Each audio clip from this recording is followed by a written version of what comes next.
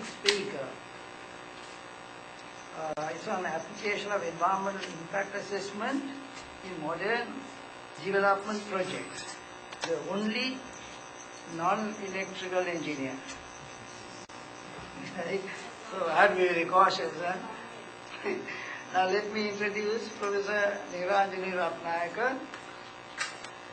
Professor Rathnayake, Senior Professor of Civil Engineering, and was the head of the Department of Civil Engineering at University of Moratuwa from June 2004 to June 2007.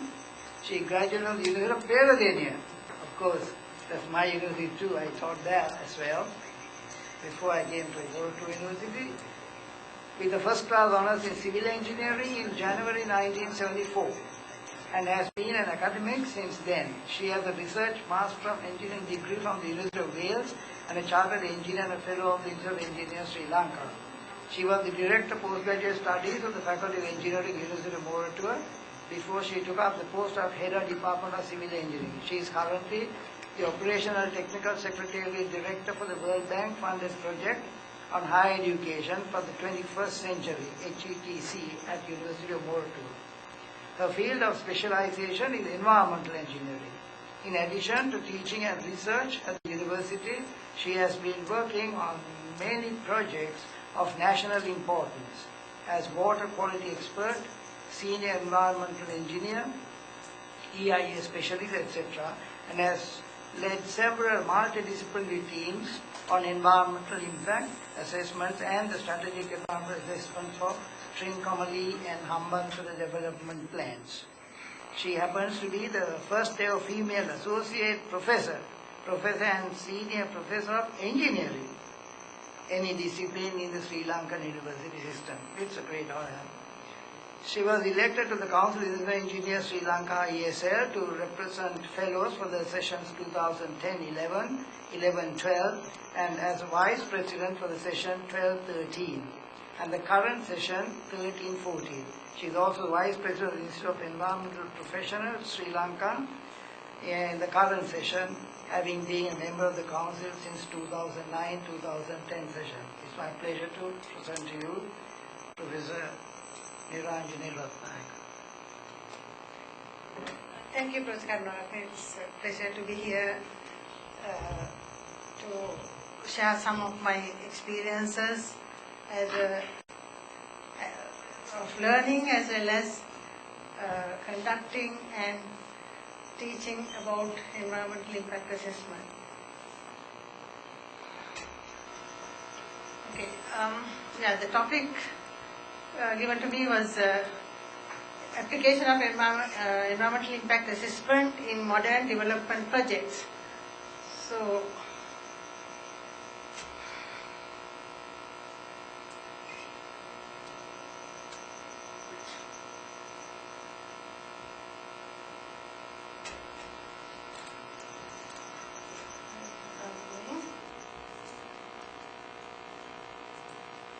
okay, so what are modern development projects? That was my first thought. So I thought let's make it of local relevance. Development as seen by the country, the National Development Policy Framework for the Government of Sri Lanka is given in this document, Mahinda Chintana, Vision for the Future. So I thought perhaps it's relevant to talk about development in that context. And in that policy framework, development is envisioned as a prosperous country, a land of plenty, enterprises with strength to conquer the world, developed road network and transport system, focus on modern education and knowledge systems, a healthy society, comforts, convenience and satisfactory lifestyle.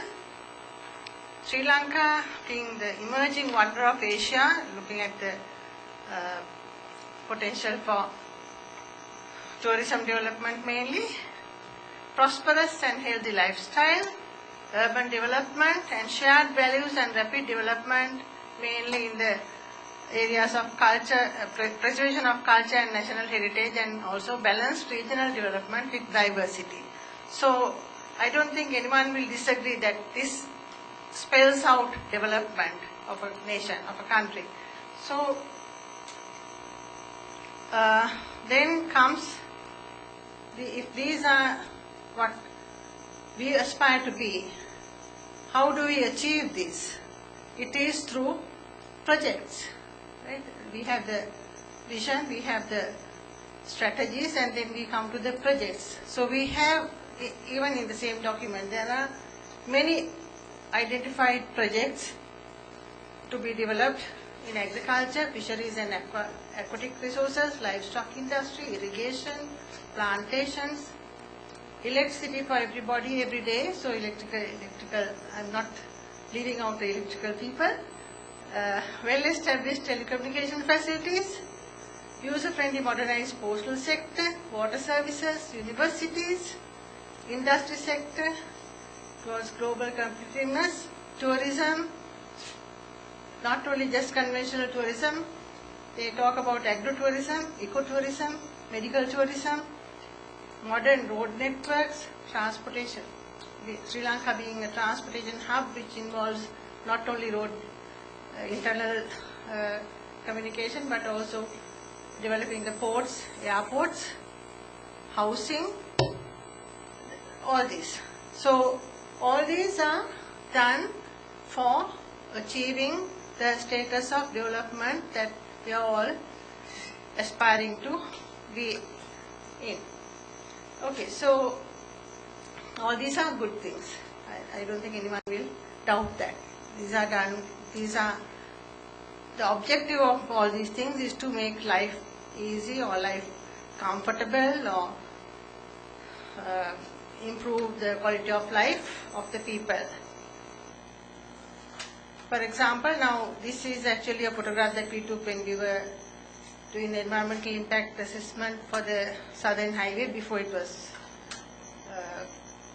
now of course it is no longer like this because there's a bridge across. This is Kaluganga. And these people, what are they waiting for? They are waiting for the ferry to come to their side of the river so that they can go across the river. So that is the quality of life that they were experiencing before the Southern Highway. And now of course they don't have to do that because the road is there. They have access to the road and then they come to the other side of the river without difficulty. Now these people are not having a high quality of life. Same with these. So projects are needed to improve their quality of life. Right. So these projects, what I would think of as modern development projects, may not be modern in that sense, but current development projects are all aimed at getting better living standards for the people and improving the economy of the country and the rest of it. Okay, so again, these are some of the projects that are termed as flagship projects in the North Central Province. I just took one example. Railways, schools,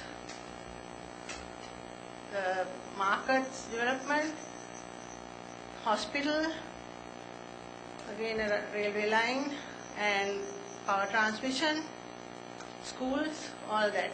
So when you talk about development projects, it's not just one kind of development, but we talk about all kinds of development projects, and most of these are done with the intention of improving the quality of